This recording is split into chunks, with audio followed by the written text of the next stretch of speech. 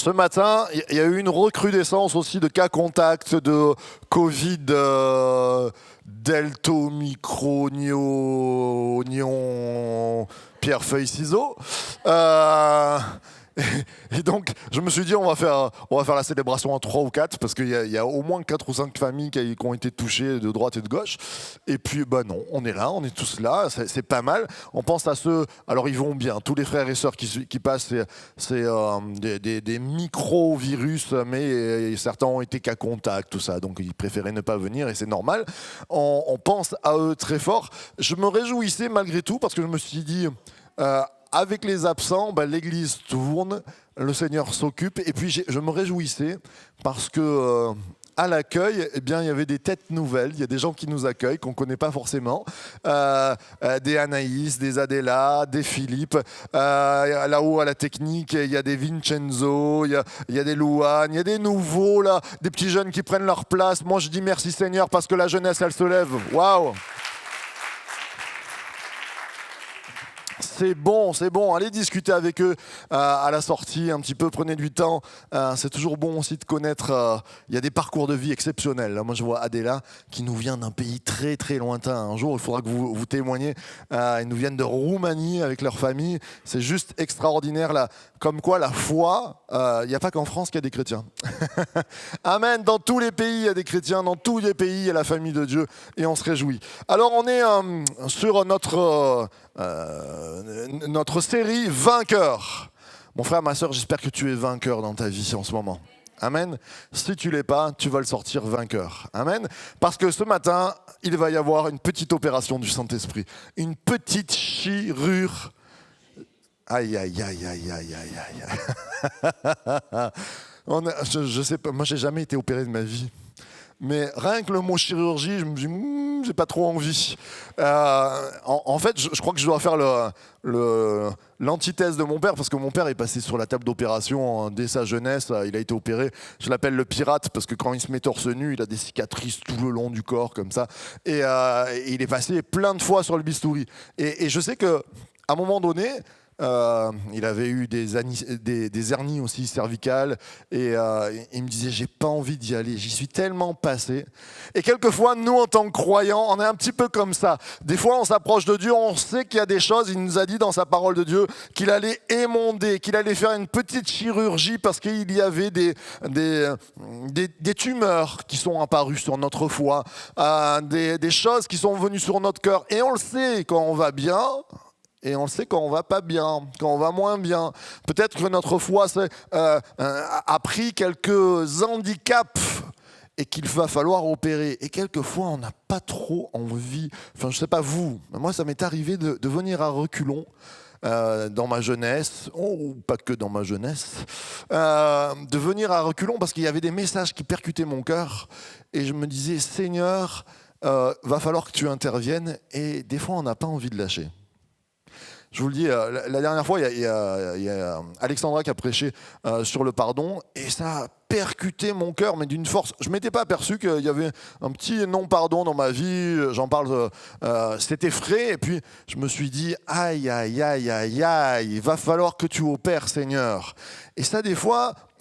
c'est plus facile d'amener quelqu'un, de dire allez va devant, va être opéré par le Seigneur, il va te transformer, alléluia. Et puis, mais nous dans nos cœurs, quelquefois on a des petites choses là, des petites tumeurs qui ankylosent notre foi, qui handicapent notre foi. Mais il faut laisser faire le Seigneur. Ce matin, il va faire une chirurgie. C'est le meilleur des chirurgiens. N'ayons pas peur, parce que quand il nous libère de ces tumeurs qui viennent, vous savez, les tumeurs, ce sont des cellules qui partent un petit peu dans tous les sens et qui viennent s'accrocher aux organes et qui viennent faire que le corps n'avance plus, ne va pas bien. Ce matin, dans nos cœurs, il y a sûrement, peut-être, je ne l'espère pas, mais ça m'est arrivé il n'y a pas si longtemps que ça, des tumeurs qui viennent ankyloser notre foie, qui viennent faire que ça n'avance pas. Seigneur, il va faire une chirurgie ce matin. Je ne sais pas d'où elle vient. Allez, je vous raconte le petit témoignage. Tintin, j'avais dit, c'est pas on coupera l'enregistrement. quelquefois, les pasteurs se prennent la tête. Vous le savez que les pasteurs, entre eux, alors qu'on est des modèles, tout ça. Et à un moment donné, il y a une phrase qui m'a fait réagir. J'étais en pastoral, ça m'a fait réagir. Et je me suis mis à trembler de la jambe, comme quand j'étais jeune, que j'allais me battre. Et je me suis dit, mais c'est pas possible. Une colère qui m'est montée en moi. Et alors, je suis sorti de là. Alors, j'ai parlé un peu sévèrement avec les frères, tout ça. Puis, je suis parti de là. Et il y a eu la prédication qui a été donnée. Et quand la prédication sur le pardon a été donnée, j'étais là, je me suis dit, alors le pardon. J'ai pensé à des vieilles histoires que j'ai eues dans ma vie, avec des gens que j'apprécie pas forcément de voir tout le temps parce qu'ils m'ont fait du mal, mais je me suis dit, oh, t'as pardonné, c'est passé, tu pourrais boire avec un café, avec tout ça. Mais c'était le mois dernier, c'était frais, je m'étais piqué. Et là, je voyais pas qu'en fait, j'étais très en colère dans mon cœur. Et j'avais même pas envie de revoir ces personnes-là. Sur pas grand-chose, sur vous savez, de la communication. C'est toujours autour de la communication que ça part. Et puis, il fallait que je lâche. Il fallait que j'aille voir le Seigneur, que je lui dise, opère-moi de ces choses-là. Parce que sinon, dans ma vie, quand on a du non-pardon, par exemple, eh ben, les choses avancent moins vite. Elles n'avancent même plus du tout, comme un corps handicapé par des tumeurs. Et notre foi, elle est moins agissante et on voit moins le miracle se tourner vers nous. Et puis moi, j'ai une responsabilité avec vous. Je suis berger. Je me suis dit, attends, le berger, à un moment donné, qui a des mauvaises choses dans son cœur, alors je me suis dit, Seigneur, il va falloir que tu opères une chirurgie. Par mes propres moyens, je peux dire au Seigneur, ça va mal dans mon cœur, mais c'est pas moi qui m'opère. Parce que moi, je m'opère toujours, vous savez, celui qui s'opère comme ça. Il y a que dans les films, il y a Rambo qui arrive à faire ça, il se recoue, tout ça. Mais on n'est pas toujours des Rambo spirituels. Le Seigneur, c'est le meilleur des chirurgiens. Ce matin, on s'attend à lui. Je blague un peu autour de ça, mais j'ai vu des pasteurs se réconcilier au bout de 50 ans sur Antibes parce qu'ils s'étaient fâchés. Je me suis dit, waouh, 50 ans de non-pardon, qu'est-ce que ça a entraîné dans les ministères? Et moi, je veux pas ça dans mon ministère. Je vous parle franchement, pas pour qu'on en parle derrière, après, oh là là, les pasteurs, ben, les pasteurs sont des humains, ça c'est sûr, mais se dire, il y a des choses qui bloquent les ministères, il y a des choses qui bloquent ta vie, il y a des choses qui bloquent les églises, qui divisent les églises parce qu'il y a des non-pardons, parce qu'il y a du jugement, et que quelquefois, et à tous les coups, il faut être émondé par la présence de Dieu. Ce matin, ça va être peut-être un peu piquant pour nous, mais à la fin, on va se sentir mieux. C'est la fin qu'il faut voir. La fin justifie les moyens, et le moyen, c'est Jésus qui vient nous opérer. Amen. J'aimerais entendre un grand amen à ceux qui veulent se faire opérer par le Saint-Esprit ce matin. Alors, nous sommes dans la thématique des 7 églises de l'Apocalypse. Nous avons vu Éphèse, Smyrne, et ce matin, nous allons voir Pergame. La ville existe encore, Pergame, Bergamos, je crois, elle s'appelle en grec. Elle est sur les hauteurs de la Turquie. C'était une ville, c'était pas aussi grand qu'Éphèse ou Smyrne, mais c'était une ville de renom parce qu'il y avait beaucoup de personnes qui étaient très connues. Puis c'était une ville ancienne, les empereurs, elle avait enfanté des rois et des empereurs. Une ville, on va dire, somptueuse, une ville qui avait du renom. Et quand l'Église s'implante, ça part un petit peu à partir d'Éphèse, et puis ça se propage sur Pergame. Il y a une belle communauté qui se passe à Pergame. Et alors on va le voir ensemble. On peut se lever si la santé vous le permet pour lire.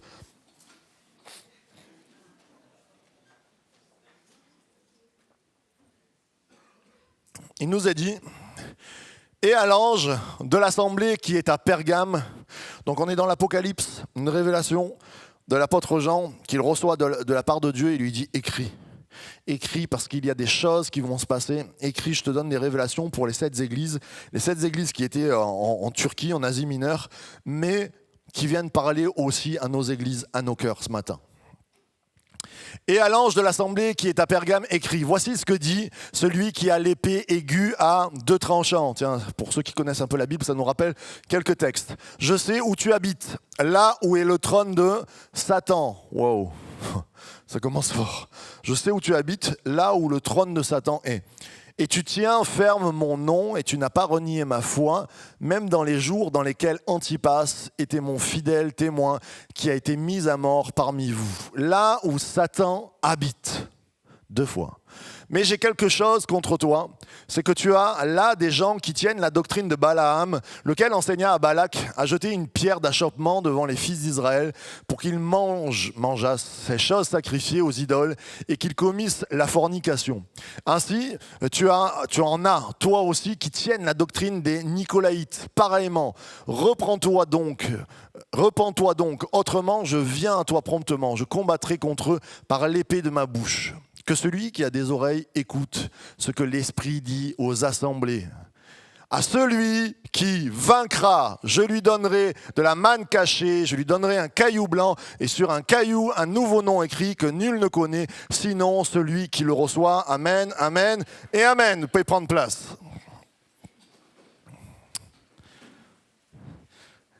Si c'est la première fois que tu viens à une église, tu te dis quel est ce texte que je ne comprends pas. Alors c'est une lettre qui est écrite aux églises. Tout ce qu'il faut que tu comprennes, c'est que l'Apocalypse, ça ne fait pas forcément si peur que ça. L'Apocalypse, c'est juste pour dire ça va mal se passer, c'est vrai, mais Dieu tient l'église dans sa main. Dieu tient la vie de ceux qui disent je suis enfant de Dieu, j'accepte Dieu dans ma vie, Dieu me protège. Amen.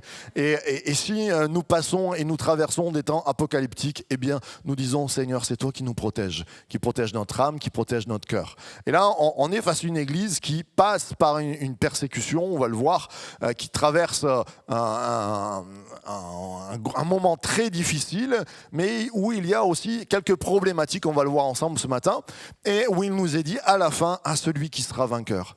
La finalité de cette prédication, de toute cette prédication, c'est vainqueur. Être vainqueur dans notre vie de foi, être vainqueur dans notre vie du quotidien, quand ça va pas, quand il y a des choses récurrentes qui viennent nous grignoter un petit peu, quand il y a des choses, comme je disais tout à l'heure, des tumeurs qui viennent manger notre foi, notre espérance, notre amour. Où en est notre amour aujourd'hui? Où en est notre espoir? Où est notre foi? Ces trois choses doivent demeurer. Paul a dit, trois choses demeurent éternellement, l'amour, l'espérance et la foi. Tu mesures ta vie spirituelle à comment va, Enzo, ton espérance. Est-ce qu'il y a de l'espérance dans ton cœur? Comment va ta foi? Est-ce que ta foi est vivante? Comment va ton amour? Comment tu mets en application ton amour? Est-ce que tu aimes encore les autres? C'est trois choses. Et là, quand on passe au scanner, on peut se dire ce matin, tiens, comment va mon espérance? Est-ce qu'elle a baissé depuis 2020, 2021? Ça baisse encore. Comment va ma foi? Est-ce qu'elle se construit ou est-ce qu'elle diminue? Comment va mon amour envers les autres pour bénir? Et ce matin, on se regarde et on peut se regarder au scanner de ce que Dieu veut dire. Et il nous dit à celui qui vaincra, à chaque fois il y a des cadeaux. Là c'est la manne cachée, il y a le caillou blanc, et puis un nom nouveau que nul ne connaît. Alors ça, j'en parlerai pas ce matin. Il y a des livres entiers qui ont été écrits sur le nom nouveau que nul ne connaît. Mais si nul ne connaît et que Dieu ne veut pas qu'on le connaisse, Marc Ambrosio, pasteur formé 3 ans en Israël au pied de Gamaliel Jacques Elbaz, ne pourra vous donner la réponse de nom que je ne connaîtrai pas. C'est un mystère. Dieu ne l'a pas encore révélé, il nous le révélera en temps. Donc ça, on n'en parlera pas. Mais ce que je sais, c'est qu'il y aura un nom nouveau.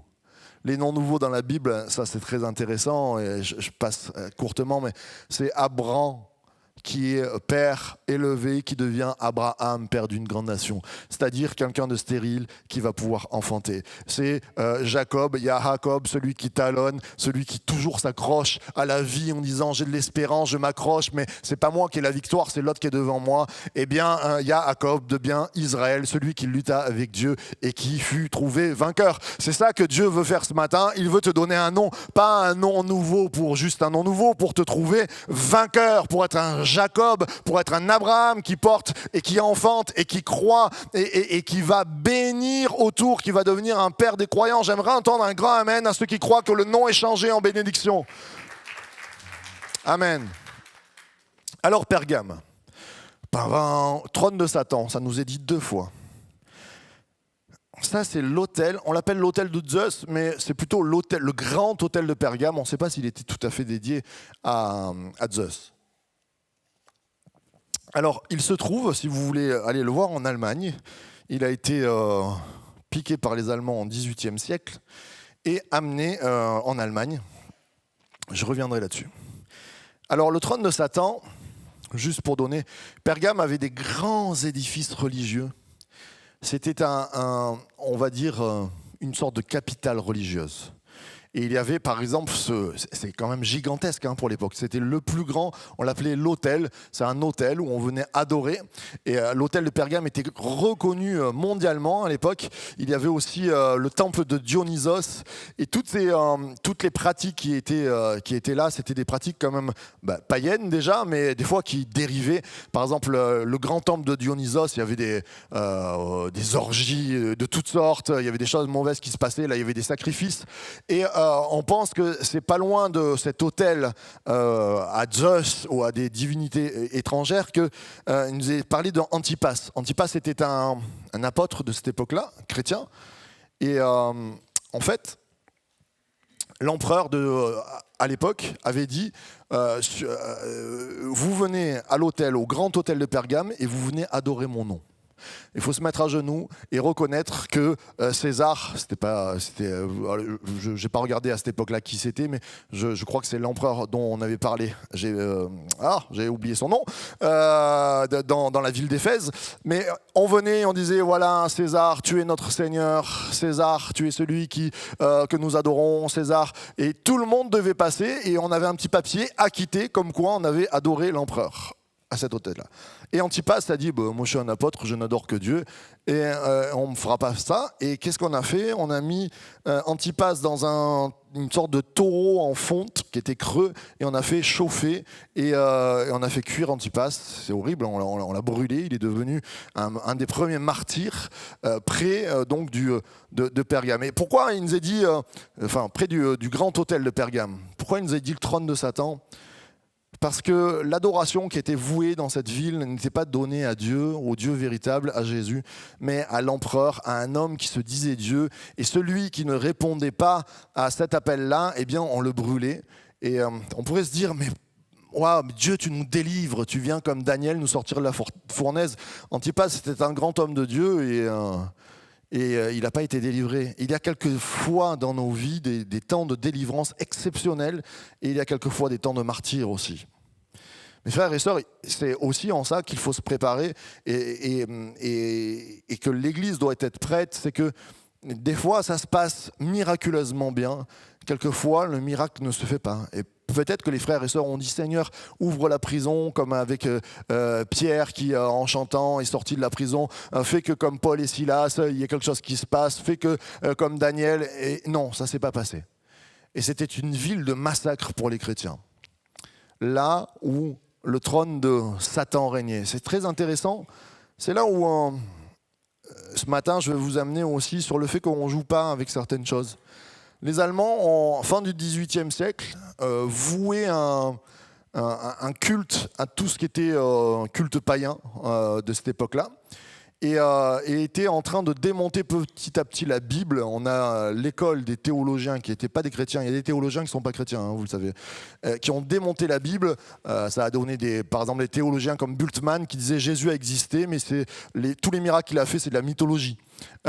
Et donc ils ont démonté petit à petit la foi jusqu'à amener des gens comme des philosophes. Nietzsche qui va dire, un philosophe allemand qui va dire Dieu est mort. Pourquoi il dit Dieu est mort? Parce que Nietzsche, il grandit dans une église, son père est pasteur, et il grandit dans une église qui n'a plus la foi, qui est totalement morte et où rien ne se passe. Et il dit dans l'église de mon père, Dieu est mort. Tout ce qui est en train d'être fait autour de moi, je ne vois pas Dieu. Mais bien sûr, il n'y avait plus de foi, c'était démonté. À cette époque-là, l'Allemagne a vraiment démonté la Bible et s'est mis de côté de la foi et s'est tournée vers des anciennes croyances et elle est allée démonter en Turquie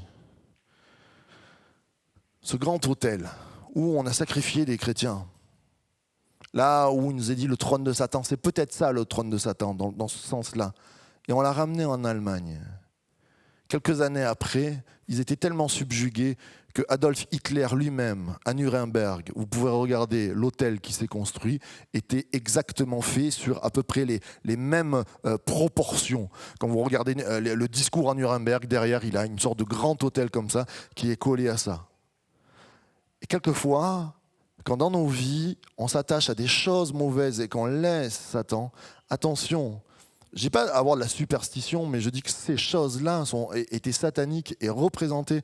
Il y a des choses dans nos vies, je ne sais pas pourquoi je dis ça ce matin, mais quelquefois on peut toucher à la voyance, quelquefois on peut toucher à des choses où on se dit « Ah, ça ressemble à Dieu, c'est de la religion, c'est des choses, les gens ils sont peut-être même avec, ils nous parlent d'anges, tout ça, mais ça nous amène à des choses très très très très négatives. On ne sait pas les forces obscures qui peuvent y avoir. Et certains, même croyants, on déduit peut-être un peu rapidement, mais de dire que l'Allemagne aussi est tombée dans une ère de massacre contre les Juifs parce qu'ils se sont tournés vers un ésotérisme dangereux. Attention à nos vies. Oh là là. Ça va? On est toujours là? Alors, ce matin, j'aimerais parler de chirurgie parce que Jésus va dire il y a des bonnes choses chez toi. Il va faire une chirurgie salvatrice ce matin et dans nos cœurs aussi. Il va commencer en disant il y a du bon à garder. Voici tout ce que dit celui qui a l'épée à deux tranchants. Le bon, c'est qu'ils ont résisté. Le bon, c'est qu'il y a eu des Antipas qui ont dit moi, je ne me coucherai pas devant l'empereur, je ne me mettrai pas à genoux, je ne vais pas faire de compromis. Et il y avait une foi, on va dire, revendicatrice. Il y avait des héros à Pergame qui disaient nous, on n'a pas peur de mourir pour le nom de Jésus. Et cette chose-là, Dieu est en train de dire bravo. Bravo, c'est très fort. Et il va employer, dès qu'il commence dans cette lettre, il va dire « Voici celui qui a les deux épées ». Qu'est-ce qu'il dit? Celui qui a l'épée à deux tranchants. Ça nous ramène à exactement dans Hébreux 4.12, je vous le lis, c'est pas la peine de le prendre. « Car la parole de Dieu est vivante et efficace, plus acérée qu'aucune épée à double tranchant. Elle pénètre jusqu'à la division de l'âme et de l'esprit, des jointures et de la moelle. Elle est juge des sentiments et des pensées du cœur. » Et c'est exactement à peu près la même compréhension, l'épée à double tranchant. Dieu se présente, Jésus se présente comme celui qui porte une épée à double tranchant. Alors dans le texte qu'on a lu dans Hébreu, c'est une petite épée, on peut dire même que c'était un couteau pour désosser, un désosseur pour découper la peau des os, et même certains médecins s'en servaient un peu comme scalpel. C'est pour ça que je l'utilise ce matin, le scalpel de Dieu. Et dans Hébreux 4, qu'est-ce qu'il nous est dit? C'est quoi ce couteau, cette épée à double tranchant? La parole de Dieu, c'est-à-dire ça. La Bible. La Bible qui vient que Dieu nous laisse comme un couteau à double tranchant. Jésus, étant la parole personnifiée, dit « Je m'approche ce matin avec un scalpel ». Pas forcément pour faire peur. Alors, ça fait toujours peur. On a toujours l'image, et on est dans une société où on aime bien le petit Jésus dans la crèche. Alors ça, on veut dire, oh, c'est pas chez nous, c'est de l'autre côté. Mais chez nous, on aime toujours le Dieu bon, miséricordieux, le Dieu d'amour, le Dieu... mais on voit mal le Dieu qui émonde. Mais Jésus vient ce matin en disant, il y a des très, très, très, très, très bonnes choses dans ta vie. Et ça, on va le garder. Mais avec le scalpel, on va garder le bon muscle, on va garder la bonne chair, la chair qui est saine, mais on va enlever aussi ce qui n'est pas bon. Ce qui est bon chez toi, c'est que tu es quelqu'un de courageux, c'est quelqu'un qui va monter sur l'estrade en disant « J'ai pas peur de dire que ma foi est forte et que je ne vais pas adorer l'empereur ». Sauf que, quelquefois, il est plus facile de mourir pour Jésus que de vivre un quotidien pour Jésus. Ça semble bizarre ce que je dis. Mais les églises qui sont en persécution sont souvent plus fortes que les églises qui ne le sont pas. Parce que dans le quotidien, il y a des petits compromis qui sont des petites cellules folles qui vont venir dans nos vies, qui vont faire que si on nous disait « Est-ce que tu aimes Jésus plus que le président Macron ?» Tout le monde dit « Ah oui, amen, non, pardon !» Nous prions tous les jours pour le président Macron, j'espère que vous le faites. Mais parce qu'on n'est plus des aficionados, mais qu'est-ce qui nous tient? Oh, Jésus, c'est le premier. Est-ce qu'on te casse une jambe ou on brûle l'église si tu dis pas « Oui, moi, Jésus, c'est tout pour moi, tout ça ». Alors certains trembleraient, bien sûr. Mais des fois, on a des foi exubérantes fortes sur le moment de l'épreuve. Et puis, il y a des... C'est ce qu'il va dire. Il va dire, il y a des très bonnes choses chez toi. Tu es prêt à mourir pour l'évangile, je le retiens. Mais dans ton quotidien, il y a des choses qui viennent tuer ta foi. Ce matin, c'est là où j'aimerais vous amener à réfléchir.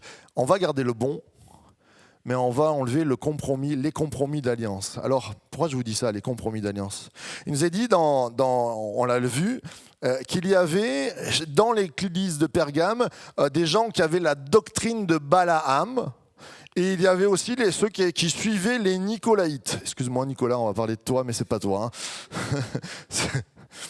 Alors, on s'est penché, qu'est-ce que c'est la doctrine de Balaam? Balaam, c'est un vieux prophète, vous savez, dans l'Ancien Testament. Ce prophète-là, il n'est pas d'Israël, mais c'est un prophète de l'Éternel. Et le roi Balak, qui veut détruire Israël, vient voir Balaam, il dit, va, tu prends 3 fois. Il lui dit, tu vas, tu prophétises sur ce peuple, tu dis qu'ils soient maudits, tout ça.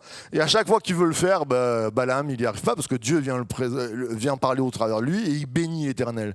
Et Balak, il dit, mais c'est pas possible, qu'est-ce que tu es en train de faire? Et il y a comme ce combat un petit peu de force, comme Antipas qui dit, non, on va pas résister, oui, Dieu est plus fort que tout, on va résister pendant des années, on va dire notre foi, Dieu va changer le mal en bien, il y a une force puissante qui est là. Et même son ânesse va parler, c'est extraordinaire.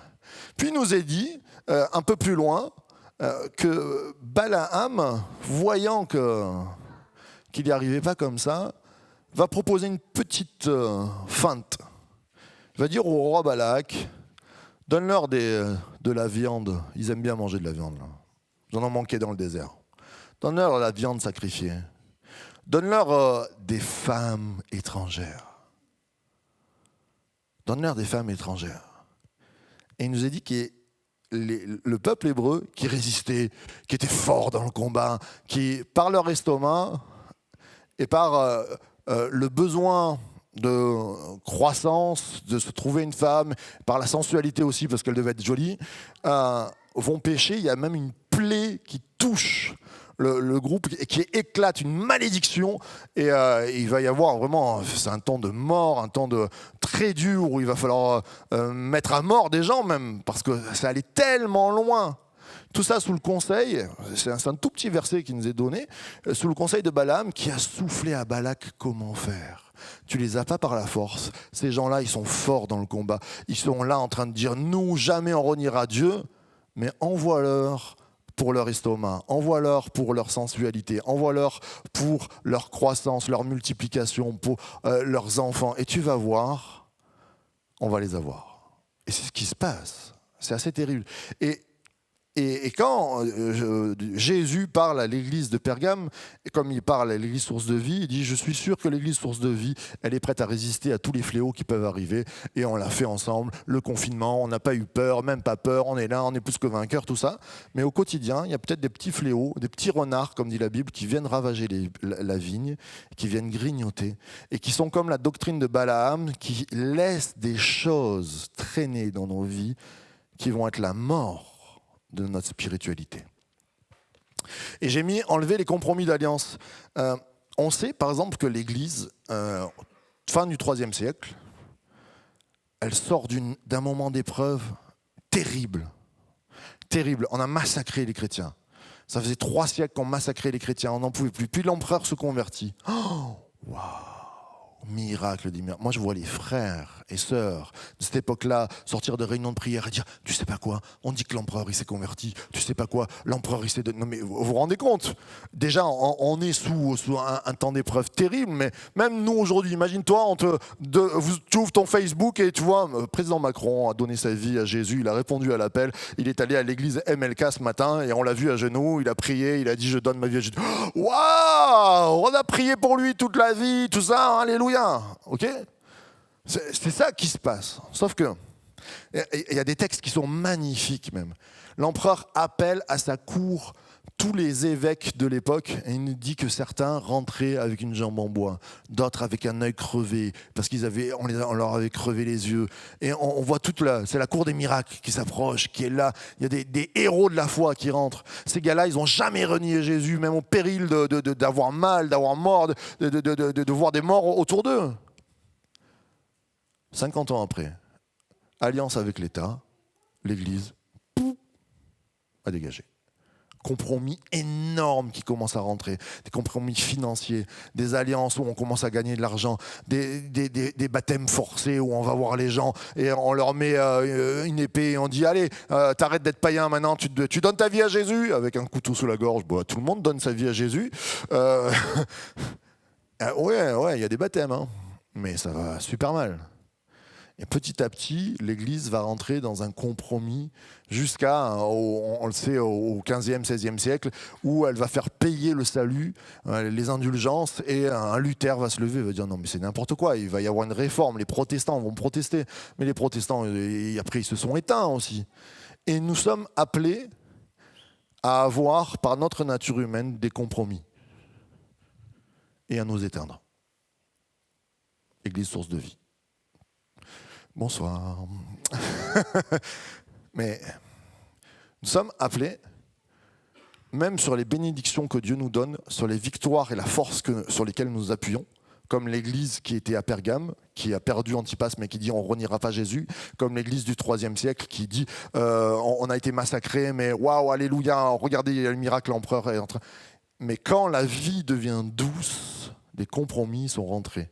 Des alliances avec la politique qui n'ont pas été bonnes, des alliances avec l'argent qui n'ont pas été bonnes, des alliances peut-être avec... on peut réfléchir à qu'est-ce qui vient détruire au quotidien notre foi. C'est là où ce matin j'aimerais t'amener à réfléchir et se mettre sur le message d'alerte que Dieu donne à Pergame. Qu'est-ce qu'il vient faire ? Alors, doctrine de Balaam et un Nicolaïte. Alors les Nicolaïtes, c'était un gars qui s'appelle Nicolas, mais c'est pas toi, hein, t'inquiète pas. C'était un grand ancien dans l'église. Et puis, à un moment donné, je sais pas, un fusible a sauté. Et il a dit, on partage tout dans l'église et on partage même nos femmes. Parce qu'au moins, il n'y a plus de discrimination, célibataire, pas célibataire. Et ouais, c'est grave hein, quand même. Un truc de dingue quand même. Je sais pas ce qui lui est passé, le frère. Hein. Et on n'est pas tout à fait sûr qu'il y avait d'autres problèmes, mais il y avait aussi ça chez les Nicolaïtes. Et on voit beaucoup autour de la débauche. Il y a un problème excusez-moi, de débauche et de mésalliance. Alors, je parle d'alliance spirituelle, parce que l'Église est un être spirituel. Je parle aussi d'alliances qui ne sont pas spirituelles, mais charnelles. On va parler franc ce matin. Il y a aussi de ça, il y a une problématique. Et on ne pourrait pas passer à côté de ce texte sans parler de débauche sexuelle. Il y a des choses qui, en ce moment, dans les 10 dernières années que l'Église connaît, les plus grands héros spirituels sont tombés pour débauche sexuelle. Pas tous, mais ceux qui sont tombés. Et là, on a encore des problèmes je ne veux même pas citer parce que ça m'a fait mal. Une des plus grandes églises au monde, des plus grands mouvements. Le leader, il s'est arrêté parce que on ne sait pas trop ce qui s'est passé. Il s'est retrouvé 40 minutes dans une chambre avec une jeune fille qui n'était pas sa femme. C'était pour faire le ménage, voilà. Et il y a une problématique là-dessus. Et on peut faire les super bons chrétiens, je vais bien, tout va bien, je suis en plastique, je suis en bois, j'ai pas de désir. Et non, on a été fait avec le désir de croissance et multiplication, c'est-à-dire un désir sexuel qui, quand il rentre dans des mauvais compromis, des petites choses au quotidien où dans notre grande vie on nous dit alors comment ça va ta foi? Oui, je donne ma vie à Jésus, je me fais baptiser, je donne tout ce que j'ai, je donne ma dîme, tout ça, mais peut-être qu'il y a des choses qui sont rentrées petit à petit, peut-être de la pornographie qui t'ont amené à un adultère. Attention les frères et sœurs, attention Marc Ambrosio. Ouais. Les Italiens, mais non. La culture, c'est Jésus. Mais quand j'étais sur Paris, moi je venais du Sud. Le Sud. Nous, quand on trouvait une fiancée, on disait on restait pur, on couchait pas avec elle. On n'était pas en plastique, hein, c'est ce que je dis, c'était pas évident. Mais bien sûr, il y avait des émotions. Mais au bout d'un an et demi, 2 ans maxi, on se mariait parce que ça brûlait. Quand j'arrive à Paris, 4, 5 ans, 6 ans de fiançailles. Alors moi, je suis allé voir les parents. Je dis, écoutez, maintenant je suis pasteur jeunesse, dommage pour vous. Et je parlais avec eux. J'ai dit, mais c'est quoi vos histoires là? Quand ils finiront leurs études, ils se marieront. Je mets les pieds dans le plat, hein, mais ils sont en plastique, ils sont en métal, vos enfants. Enfin, je sais pas, ils s'aiment, Peut-être qu'ils s'aiment pas, ils font juste de la coloc. Mais un homme, une femme qui s'aiment, on est d'accord. Attention, mes frères et sœurs, ces choses-là, petit à petit, quand on dit « oui, mais tu sais, au jour d'aujourd'hui », ah ben on fait des études longues, avant on n'en faisait pas. Ah ben ouais, on fait des études longues, alors on peut se mettre en ménage, on couche ensemble, ouais, tranquille. Oh. Au jour d'aujourd'hui, tu sais, nous, on a déjà vécu. Après, j'ai pas que des problèmes avec les jeunes. Hein. Des gens qui sont mariés à 50 ans qui me disent « ah, mais nous, on a déjà vécu ». Bah, bien sûr, oui, on a déjà vécu. Et alors ? Je dis juste sur ce point-là, et je m'arrête un petit peu sur ce point-là parce que j'en parle très rarement. Mais ça a parlé à l'église de Pergame. Et je dis, il y a des choses, on est rempli. Aujourd'hui, quand tu es sur Facebook ou sur Internet, il est presque impossible de ne pas voir une fille en bikini qui passe, enfin un bikini, je ne sais pas comment on peut appeler ça, quoi. Un truc où, voilà, il n'y a plus rien. C'est presque impossible de ne pas avoir une image au moins par jour qui te saute aux yeux, qui te dise, waouh. Il y a des choses, il faut faire attention. Je parle aux frères, là, ça serait un man of God. Les sœurs, je connais moins, je suis pas une fille. Mais ce que je dis, c'est que, attention, plus tu passes du temps sur les réseaux sociaux, plus tu passes du temps sur Internet, plus tu risques d'avoir des problématiques qui te sautent aux yeux. Et plus tu risques d'aller loin. Alors, je ne vais pas faire un quart d'heure là-dessus, quoique on pourrait. Mais ça a failli faire tomber l'église de Pergame. Mes frères et sœurs, ça fait tomber des leaders énormes aujourd'hui encore chrétiens. Et parce que quelquefois l'Église a été hypocrite, parce qu'on se cache ces problèmes-là, et que quand ça arrive, on dit « oh, pas possible !» On croyait que le pasteur, il était en métal, en bois, en plastique, mais pas en chair. Priez pour vos pasteurs, et priez pour tous les saints qui sont dans l'Église, et qu'il y ait une dynamique de faire attention à ces choses-là, parce que un peu croiser les bras, nous dit la parole de Dieu, et tu t'assoupis, et le voleur vient te dérober ce que tu as, parce que tu t'es assoupi. Et nous, on ne veut pas s'assoupir sur ces choses-là. Alors, on va parler d'alliances aussi spirituelles, bien sûr, mais je veux parler aussi de mes alliances charnelles. Et je le dis encore, au cas où, mais on n'est pas, même si c'est compliqué de nos jours, je comprends, les jeunes, ils se mettent ensemble, ils se mettent en couple, tout ça. Mais je prêche encore l'abstinence avant le mariage et je crois que c'est une bonne chose parce que avant de se marier, on veut rester. C'est pas la pureté qui vient du corps, pas du tout, mais c'est qu'on veut respecter l'autre et on veut dire les cadeaux. Parce que quand on a une relation sexuelle avec quelqu'un, c'est pas du McDo, quoi. Hein. C'est pas je vais manger un bout comme je mange une fille ou comme je mange un gars. Il y a une alliance d'âme. Et quand il y a une alliance d'âme, c'est qu'on a fait alliance. Et quand il y a une relation de corps, c'est une relation de corps, âme et esprit. Et c'est en ça. Alors bien sûr que quelquefois, il y a eu des dérapages. Je ne suis pas là pour jeter et lapider les gens quand il y a eu des dérapages. Loin de là. On les aime, on aime tout le monde. J'ai connu des églises où les gens venaient demander pardon parce qu'ils avaient couché ensemble, les fiancés en pleurs, tout ça. Jamais on fera ça. Hein. C'était horrible. Mais on dit, on est le peuple de l'alliance. Quand tu prends le pain et le vin, c'est que tu as envie de faire alliance avec Jésus. C'est que tu es sur la voie du baptême ou que tu es en train de te faire baptiser et que tu dis « je vais donner toute ma vie ». Sinon, à un moment donné, il y a une hypocrisie. Eh bien, c'est pareil, quand tu aimes une fille ou un garçon, c'est que tu es en préparation d'alliance et que tu dis « tout mon corps et mon âme et mon esprit, c'est quand l'alliance, elle sera faite ensemble qu'on va le faire ensemble ». Amen. J'aimerais entendre un applaudissement d'encouragement pour le pasteur au cas où.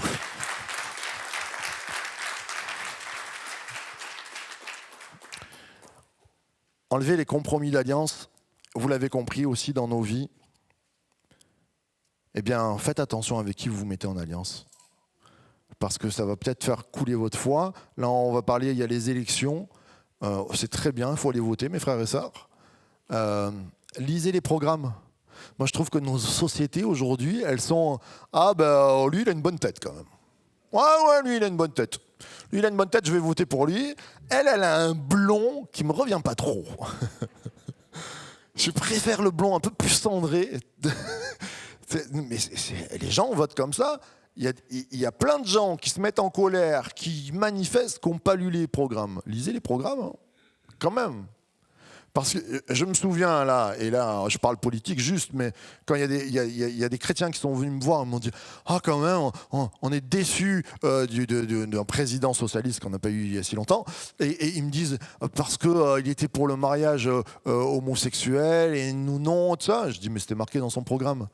Ah, eh ben ouais, tu votes pour quelqu'un, mais regarde son programme, là où il t'emmène. Si t'es pas d'accord sur un truc, sur une problématique, regarde le programme quand même. Et je vous encourage, parce que quand on vote, c'est déjà une alliance. Je passe là-dessus. Mais c'est vrai. À un moment donné, nos votes, ça nous engage. Notre vote, ça engage avec qui je... Et s'il y a des choses que je sens pas, si je trouve que la personne en face, elle est trop colérique par rapport à mon caractère, je sais pas. Enfin, moi, j'ai vu des politiciens, bientôt, ils sortent la hache de guerre. Tu te dis, waouh! Enfin, tu t'aimerais pas l'avoir comme pasteur. Ça va être le pasteur de la France, quand même, quoi, un peu. Donc, regardez les fruits, regardez les personnes, regardez leur vie. Quelle est votre vie ? Quelle est la vie que la personne... Moi, je dis toujours, les Américains regardent ça, mais regardez la vie des gens quand même. Regardez le fruit dans leur vie. Comment vous aimez, je sais pas, que les gens soient mariés. Regardez si les personnes, comment ils ont géré leur couple, j'en sais rien. Mais regardez le fruit des gens pour qui vous allez vous mettre en alliance. C'est méga important quand même. Parce qu'on vote pour des gens. Allez, je passe là-dessus. Je sens qu'on va enlever cette prédication. Vainqueur justifié. Alors, on avait la chirurgie salvatrice, vous avez compris que le scalpel de Dieu, il doit passer. La parole de Dieu. Vous savez, il n'y a pas 36 choses, on peut se le dire, tout ce qu'on vient de dire, ça vient de la parole de Dieu. Ce n'est pas des jugements, c'est que Dieu veut alléger nos tumeurs. Il y a des choses qui sont croustillantes au début, comme l'Église quand elle a dit « Waouh, super, l'empereur, il est avec nous, on va faire une alliance politique », et elle n'a pas été du tout croustillante après. Parce que ça a gangréné l'Église. Il y a des choses qui nous semblent bonnes au premier abord. Lis ta parole. La parole de Dieu, elle dit « Malheur à l'homme qui se confie en l'homme ». Ils auraient dû, les évêques, là, ils auraient dû se réjouir pour l'empereur, mais ils n'auraient pas dû se confier en lui. C'était sûr que ça allait mal se passer. Malheur à l'homme qui se confie en l'homme. À un moment donné, la parole de Dieu, elle est là comme une épée à double tranchant. Lis ta parole. Je sais qu'il y en a qui s'endorment au premier verset le soir. Et lis-la le matin, tu t'endormiras pas au moins. Si tu n'arrives pas sur certains textes, passe à des textes au moins que tu aimes. Il y a des super textes, tu prends les psaumes, les proverbes. Moi, à 10 ans, je lisais les proverbes et je me réjouissais parce qu'il y avait des bonnes choses pour moi dans ma vie. Et il y en a des bonnes choses pour toi. Il y a l'histoire de Jésus dans les évangiles.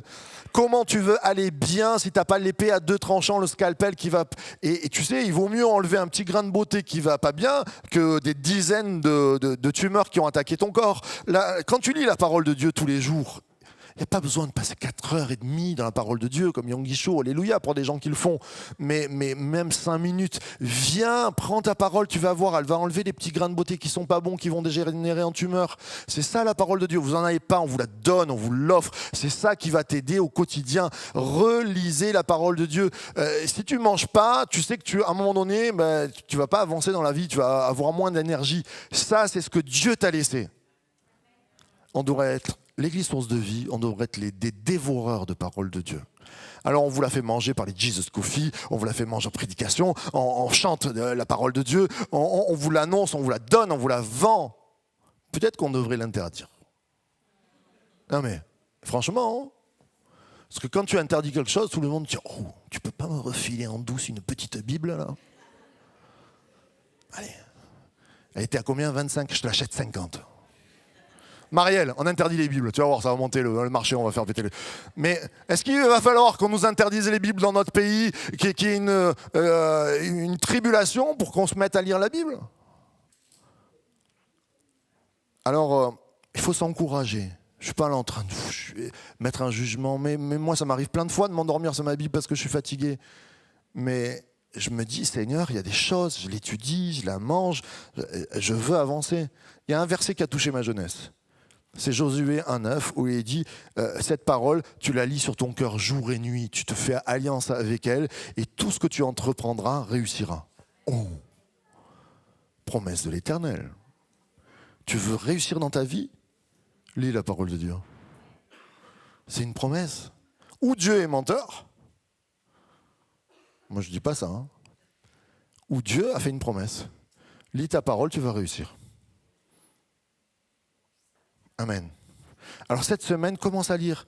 T'as pas de parole, t'as jamais lu la Bible, commence par les proverbes, tu vas voir, c'est simple, ça fait du bien. Commence par l'histoire de Jésus, ça fait du bien. Tu comprends pas, tu viens me voir, tu notes ce que tu comprends pas, on en parle, on prend... D'accord ? Mais lis ta parole, c'est ce qui va nous empêcher les mauvaises alliances. Et puis vainqueur justifié, allez je passe vite, à celui qui vaincra, je lui donnerai de la manne cachée et je lui donnerai un caillou blanc. Qu'est-ce que c'est la manne ? Qui est la manne ? Jésus. Jésus qui est appelé la manne. La manne, c'était dans les Hébreux, ils étaient dans le désert, il n'y avait pas de farine.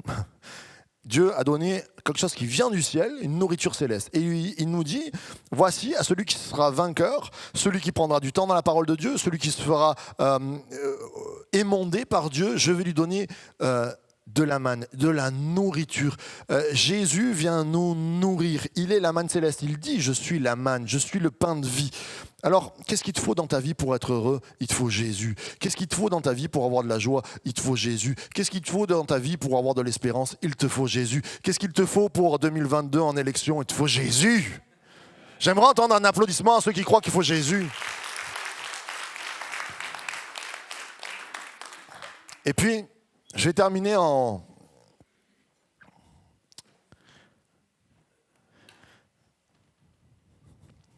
J'aime ce texte, on pourrait passer des heures. À celui qui sera vainqueur. J'aime Dieu parce qu'il ne reste pas sur le constat d'échec à dire « t'es un pécheur ». Ça, l'Église aussi, elle s'est ratée pendant des années. À dire « c'est pas bien ».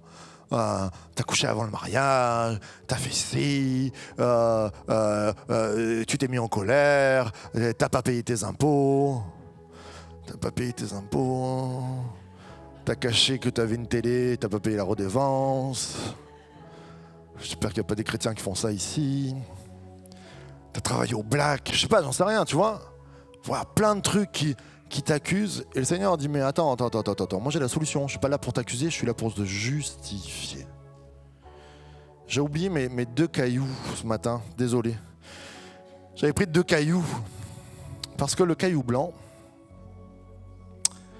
c'était quand on passait au tribunal, il y avait 2 cailloux. Il y avait un caillou noir et il y avait un caillou blanc.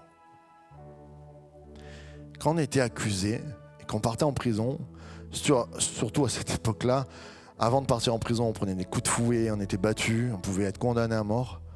On te donnait un caillou noir.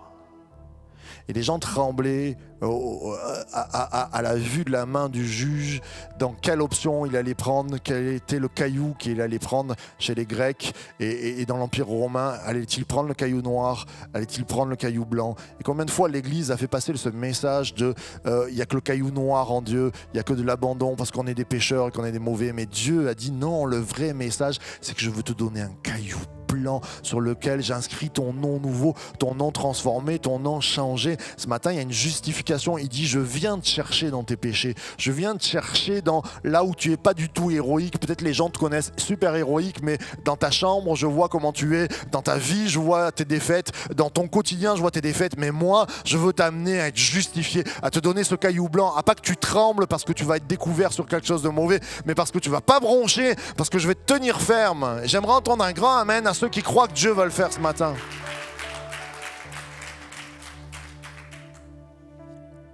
Alors on pourrait se lever. Mes frères et sœurs, on est c'est pas la prédication la plus on n'aime pas être opéré. On n'aime pas subir de la chirurgie. On n'aime pas être émondé. Et à des fois, il le faut. Il le faut parce que Dieu dit, j'ai la solution pour toi. Moi, ce que je veux, c'est que tu sois justifié. Je veux que tu sortes avec le caillou blanc, avec ton nom dessus. Mais ce matin, il faut que tu lâches. Il faut que tu remettes des priorités. Il faut que tu abandonnes peut-être tes options parce que tout le monde fait comme ça, alors je fais comme ça. Parce que certains ont fait ces alliances, je fais cette alliance. Ce matin, on peut prendre ce temps pour dire, Seigneur Jésus, viens émonder nos cœurs. Viens enlever ce qui fait mal, Seigneur Jésus. Viens enlever ce qui me freine. des choses qui ne sont pas toujours simples à abandonner.